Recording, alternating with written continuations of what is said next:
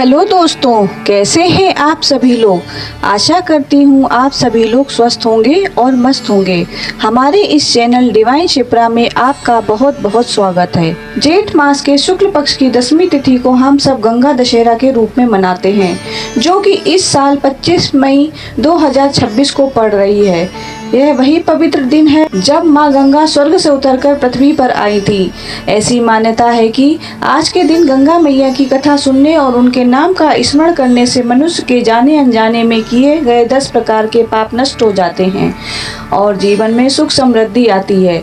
तो चलिए पूरी श्रद्धा के साथ माँ गंगा का ध्यान करते हुए सुनते हैं गंगा दशहरा की यह पावन और विस्तृत पौराणिक कथा। कथा इस प्रकार है। प्राचीन काल की बात है। इक्ष्वाकु वंश के सगर नाम के एक महान प्रतापी राजा हुए। वे अपनी प्रजा का बहुत ध्यान रखते थे, जिससे उनके राज्य में चारों ओर खुशहाली थी।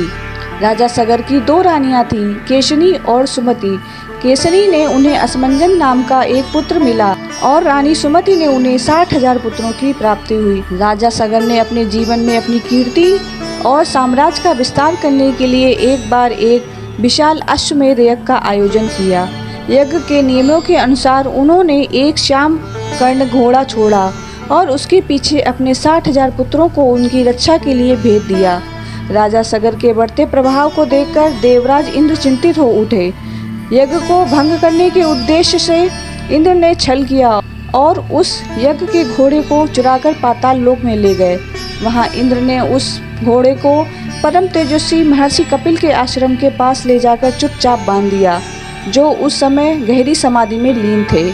उधर राजा सगर के 60,000 पुत्र घोड़े को ढूंढते हुए पाताल लोक तक पहुंच गए। जब उन्होंने महर्षि कपिल ऋषि के आश्रम के पास अपने यज्ञ का घोड़ा बंधा देखा तो वे क्रोध से भर गए। महर्षि की समाधि और गरिमा का ध्यान न रखते हुए वे उन्हें चोर समझकर अपशब्द कहने लगे और उन पर आक्रमण करने के लिए आगे बढ़े। सगर के पुत्रों के इस कोलाहल और अपमानजनक व्यवहार के कारण महर्षि कपिल की वर्षों पुरानी समाधि अचानक टूट गई। जैसे ही महर्षि ने क्रोध में अपनी आंखें खोली, उनके नेत्रों से अत्यंत तीव्र और भयंकर क्रोधाग्नि निकली। उस दिव्य अग्नि के तेज के सामने सगर के 60,000 पुत्र एक पल भी टिक नहीं पाए और देखते ही देखते सभी वहीं जलकर भस्म हो गए। उनके प्राण पखेरु उड़ गए और उनकी आत्माएं पाताल लोक में भटकने लगी। जब राजा सगर को बहुत दिनों तक अपने पुत्रों और घोड़ों का कोई समाचार नहीं मिला तो उन्होंने अपने पौत्र अंशुमान को उनकी खोज में भेजा। अंशुमान ढूंढते हुए पाताल लोक पहुंचे, जहां उन्हें कपिल ऋषि के आश्रम के पास यज्ञ का घोड़ा और अपने 60,000 चाचाओं की भस्म का ढेर मिला। अंशुमान ने हाथ जोड़कर अत्यंत विनम्रता से महर्षि कपिल से प्रार्थना की और उनके क्रोध को शांत किया। अंशुमान की नम्रता से प्रसन्न होकर महर्षि कपिल ने कहा, हे बालक, तुम्हारे चाचाओं ने घोर अपराध किया था, जिसके कारण वे भस्म हो गए। अब साधारण जल से इनका तर्पण नहीं हो सकता।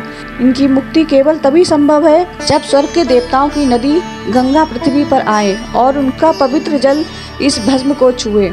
अंशुमान घोड़े को लेकर वापस आ गए और राजा सगर का यज्ञ पूरा हुआ। इसके बाद राजा सगर फिर अंशुमान और उनके बाद उनके पुत्र दिलीप ने मां गंगा को पृथ्वी पर लाने के लिए वर्षों तक कठिन तपस्या की, लेकिन वे भी सफल नहीं रहे और अपने प्राण त्याग दिए। दिलीप के बाद उनके पुत्र राजा भागीरथ ने अपने पूर्वजों की मुक्ति का संकल्प लिया।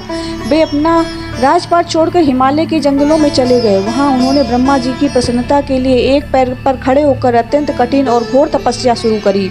राजा भागीरथ की सदियों लंबी और कठोर तपस्या को देखकर ब्रह्मा जी प्रकट हुए और बोले, हे भागीरथ, मैं तुम्हारी तपस्या से अत्यंत प्रसन्न हूँ, मांगो, क्या वरदान मांगते हो। भागीरथ ने हाथ जोड़कर कहा, हे सृष्टि के रचयिता, मेरे 60,000 पूर्वजों की आत्माएं पाताल लोक में भटक रही हैं।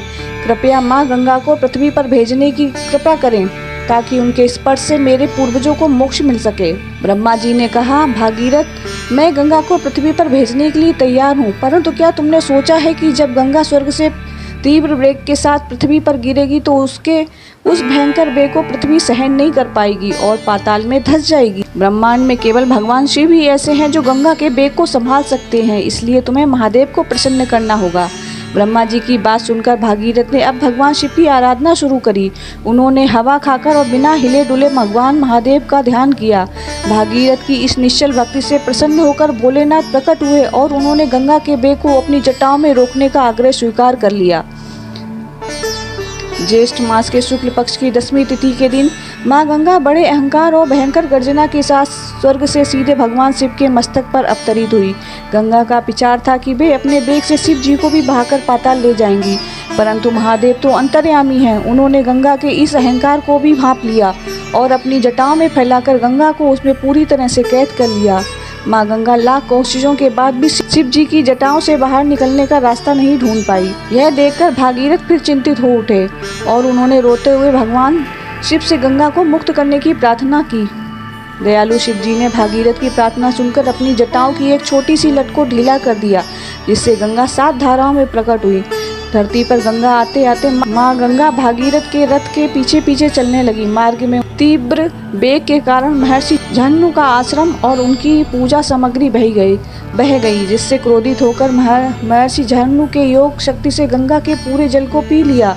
भागीरथ ने फिर से प्रार्थना की, तब महर्षि गंगा को अपने कान से बाहर निकाला। अतः भागीरथ माँ गंगा को पाताल लोक में उस स्थान तक ले गए जहाँ उनके 60,000 पूर्वजों की राख पड़ी थी। जैसे ही गंगा जी के पवित्र और पावन जल की धारा सगर के पुत्रों की भस्म को स्पर्श किया, वे सभी पाप मुक्त हो गए और दिव्य स्वरूप को धारण करके स्वर्गलोक को प्रस्थान कर गए।